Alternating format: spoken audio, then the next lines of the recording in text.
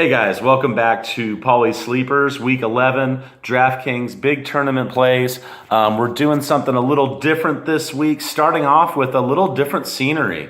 See my globe here and my ceiling fan.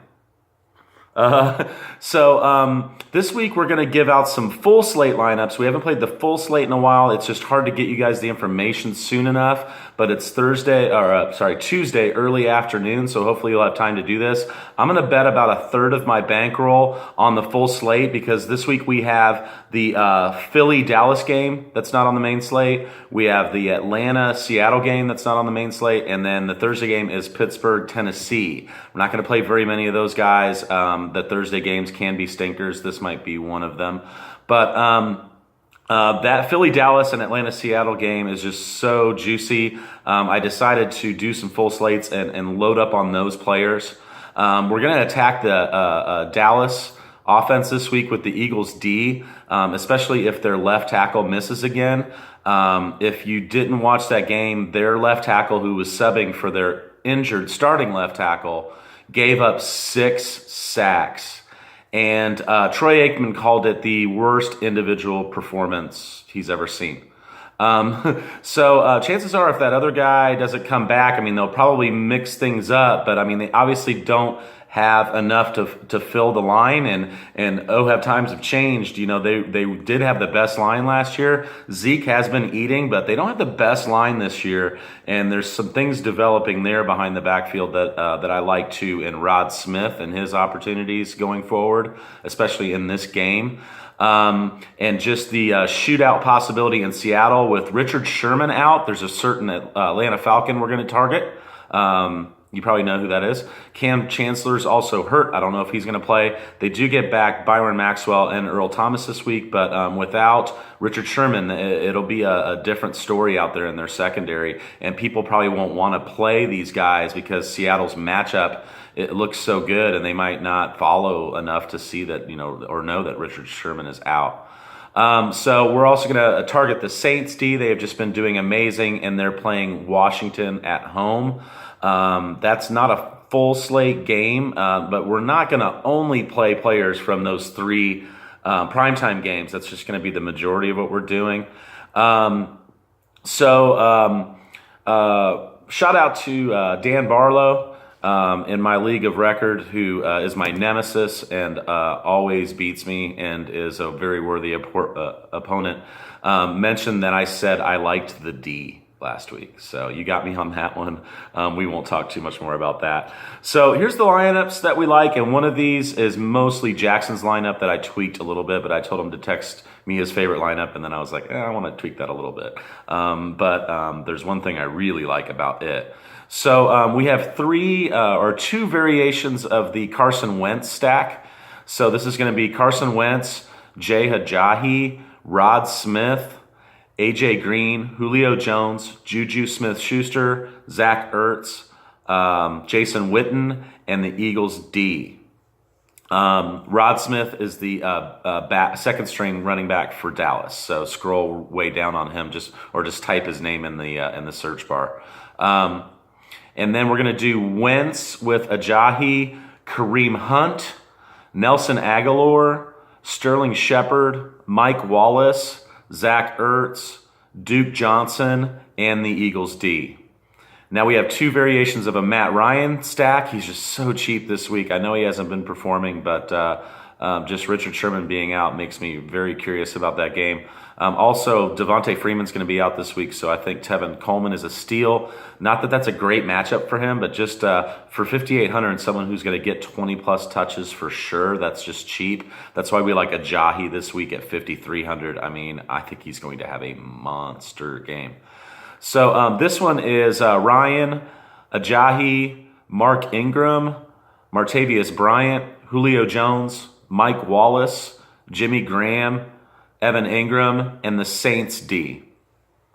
Then we have our second Ryan stack is Ryan, Ajayi, Tevin Coleman, Corey Davis. He's the rookie for Tennessee. And his first game this year, he had 10 targets. Then he got hurt in a game that he only had 3 targets, but missed most of the game. Then his first came back from injury. He got 5 targets in a limited time in his first game back. And then last week, full strength, he got 10 targets again. So, for 4,200, we'll always target someone getting that kind of those kind of targets. And also, Joe Hayden is out for Pittsburgh. That one also has A.J. Green, Mohamed Sanu, Travis Kelce, Jimmy Graham, and the Saints D. Then we have Russell Wilson on a stack, and we like him with Tevin Coleman, Chris Thompson. Rob Kelly is out in that Washington game, and they will be playing from behind at New Orleans, and he's the pass-catching back. He could really eat this week. It's 5,400 for him. Julio Jones in that game, Marquise Lee, and Jacksonville is playing at Cleveland, and Allen Hurns got hurt last week. Marquise Lee is one of those guys that we talked about that's establishing more of a rapport and sometimes is cheaper than the guy that everybody thinks is the go-to guy. Now, DraftKings has adjusted it for this week, but also Allen Hurns is out. And shout out to Allen Hurns for just a heads-up football play. He went down last week at the end of the game. They needed to come back to win. They did win that game, but to avoid a 10-second runoff, when he didn't go all the way down when he got hurt. He was close to the sidelines, and he crawled on his hands and knees to the sidelines, because if you go down hurt, there's a timeout, and in that situation, there would have been a 10-second runoff. Probably won them the game, so heads up for that. I always look for things like that. That's something that doesn't show up on the stat sheets, but that's, heart right there. So Marquise Lee on that one, he's 5,500 this week. Devontae Parker is playing the worst Tampa Bay secondary at home, 6,500. Jimmy Graham in that one, pairing him with Russell Wilson. Austin Hooper, the tight end on the other side, and then the Eagles D. Another thing that we're going to look to do this week, in case you haven't figured out, is do 2 tight ends. Jackson and I talked about this a bunch, but there's no real big marquee wide receiver, like top price wide receivers. That's why we're going after Julio at 73 and AJ Green at 7, because that's just huge discounts on those guys. But that's in the running backs, there's not a ton of stud value at the top there either. So tight ends just have juicy matchups this week. So, we have Ertz and Witten together, Jimmy Graham and Evan Ingram together, Travis Kelce and Jimmy Graham together. And then in one we did Ertz and Duke Johnson. And in this one we have Jimmy Graham and Austin Hooper. I'm going to look to do that. There's a lot of main slate plays to double up on tight ends. So anyway, got off track there. The last lineup is mostly Jackson's. We're doing Blake Bortles to Robert Woods, and he was the play of the week last week, and that's what won us money in that Jared Goff stack. Hopefully you guys played along. 3 of those 5 lineups hit, and the Goff to Woods connection is huge. That's another one of those connections. 10 catches for 171 yards and 2 touchdowns last week. Now Xavier Rhodes might be guarding him, but he's getting so much volume that I don't care who's guarding him. Also, Rhodes went out a couple times last week. He's been banged up this year. Hopefully he's not 100%. And also, Rhodes has been known to play who he wants to play and who he feels is the best wide receiver on the team, not who the coaches tell him to play. And that would be probably Sammy Watkins. So usually they adjust that in the second half because they rein him in. But sometimes at the beginning of the game and for a while, he'll guard who he wants to. And I would love to see him on Sammy Watkins, which would mean Robert Woods would eat. At $6,000, I think he's a huge value. And in this one, we're doing Jimmy Graham and Marquise Lee in the slot to pair with Bortles, and then the Saints D. So that went, 10 minutes. Tried to keep it quick this week, and we'll circle back around on Saturday night. Have a great week. Thanks.